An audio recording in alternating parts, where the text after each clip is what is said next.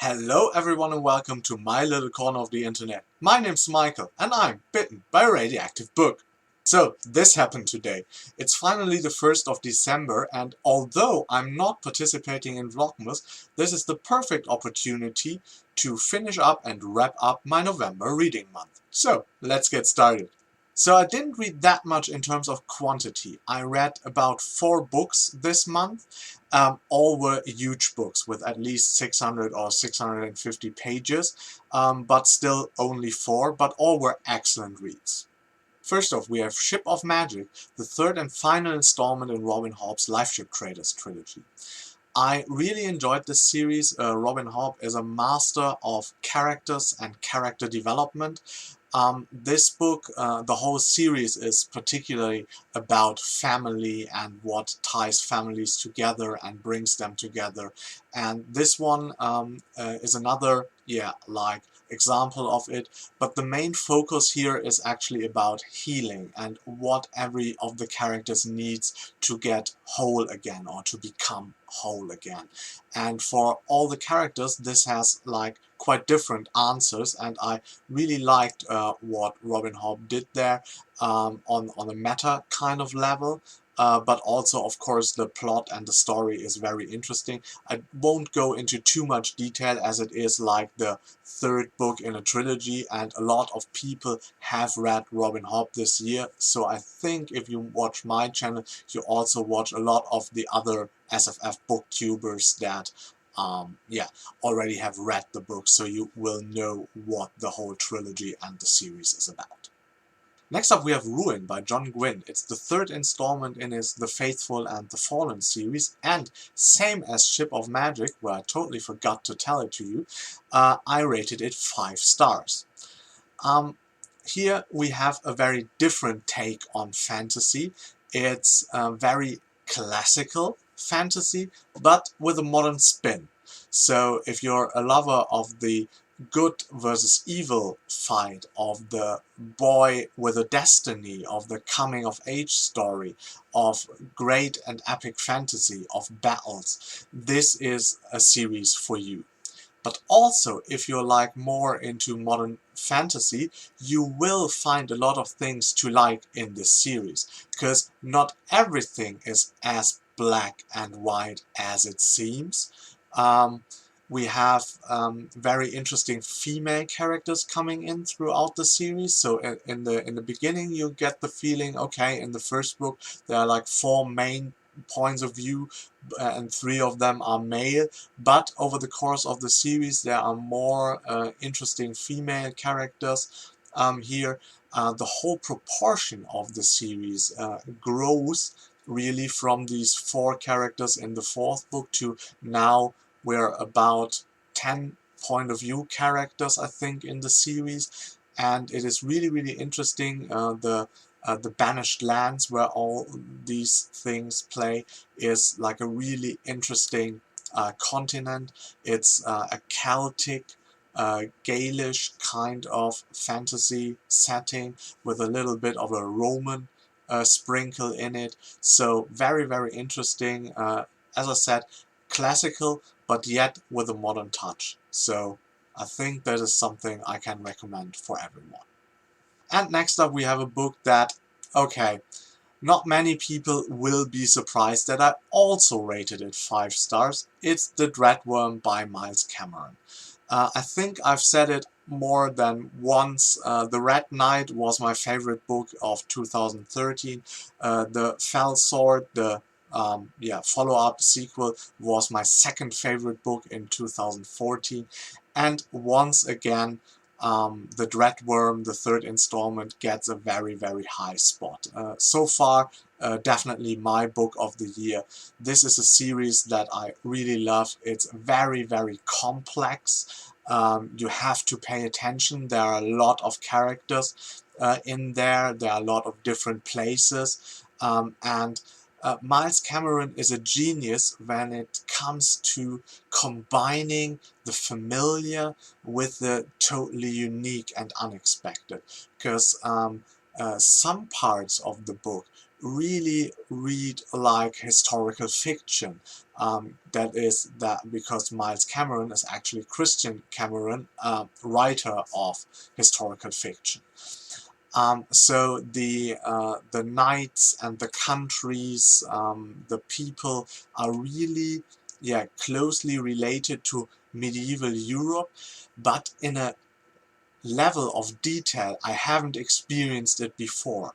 You have a lot of fantasy where you say, oh yeah, this is like a pseudo-European medieval thing, but that here, this series, the Traitor Sun cycle, has so much detail in it that you almost have the feeling you are in, yeah, medieval Europe. But then, on the other hand, Miles Cameron, yeah, mixes this up with very, very fantastical elements. The creatures in the series are really like unique creatures that you don't have seen in the same way before. There are some very interesting different cultures, different from the European cultures. There are like tribal cultures that remind me a lot of the Native Americans. So it is always when you are almost too familiar with that a medieval setting, then something happens that totally rips you out of it and shows you how imaginative and how not familiar Christian Cameron, or Miles Cameron in this case, yeah, writes. And the characters, although there are so many, there are a lot of characters I have a lot of attachment to, and that changed quite a bit throughout the series. The Red Knight himself is such an intriguing character. His whole kind of relationship with his officers, but also other characters. I won't go into too much detail because it's already, once again, the third book in a series, but they are very intriguing.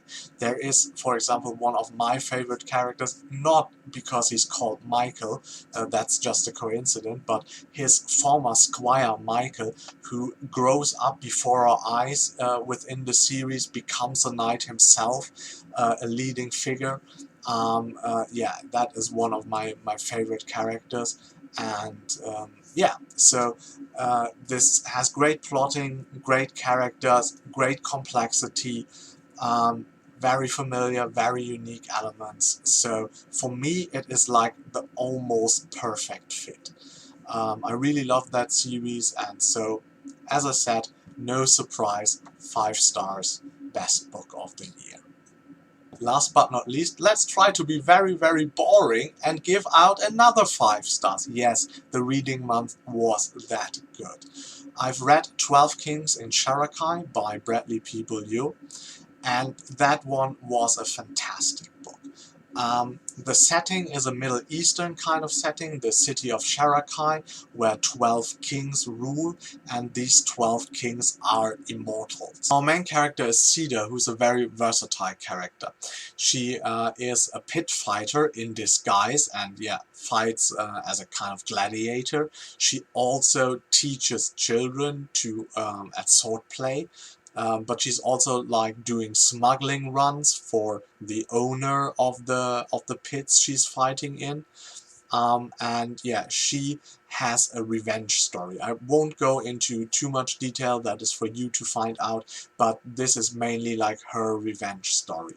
And around her there are some other characters, some of them get points of view, but I think mostly half of the book, maybe even 2/3, is dedicated exclusively to Cedar, so she is like the main character.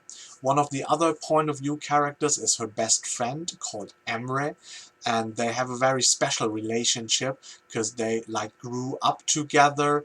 They there is always this tension between them. If like they could be a couple, but there are very good reasons for both of them not to be. Then they have this stellar friendship, but both of them, yeah, over the course of the book, developing some new interests that might drive them apart. And so this relationship is very, very complex and very, very interesting.